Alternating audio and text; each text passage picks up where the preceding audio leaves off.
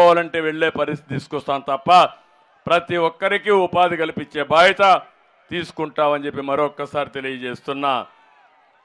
అన్ని రంగాల్లో రివర్స్లో టాప్లో పెట్టాడు. కానీ ఆయన ఆదాయంలో మాత్రం బ్రహ్మాండంగా పెరిగిపోతున్నాడు. పేదవాడయ్యాడు. అవునా కాదా? మీ జీవన ప్రమాణాలు పెరగలేదు. అవునా కాదా? కానీ దేశంలో రిచెస్ట్ సీఎం ఎవరు తెలుసా? ఎవరు?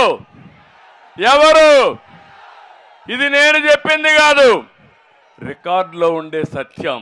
ఆయన ఇప్పుడు మాట్లాడుతున్నాడు ఏమని? రాష్ట్రంలో పెత్తందారులకి పేదవాళ్ళకి పోరాటం అంట. నేను పెత్తందారంట, ఆయన పేదవాడంట. పాపం నిరుపేద, ఆయన డ్రాయర్ కూడా లేదు.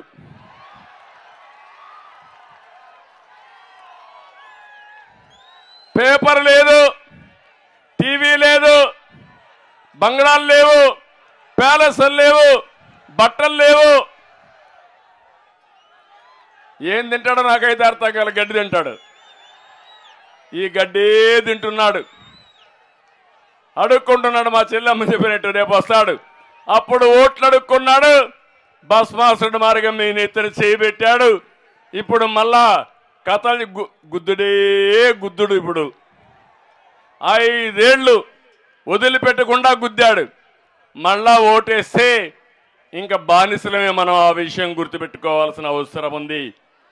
ఆ రోజు మీరు చూడండి, పేదవాళ్ళ కోసం 200 రూపాయల పింఛన్ని 2000 రూపాయలు పెంచిన ఘనత తెలుగుదేశం పార్టీది. అవునా కాదా? పెన్షన్ తీసుకొచ్చిందే మన నాయకుడు ఎన్టీ రామారావు గారు.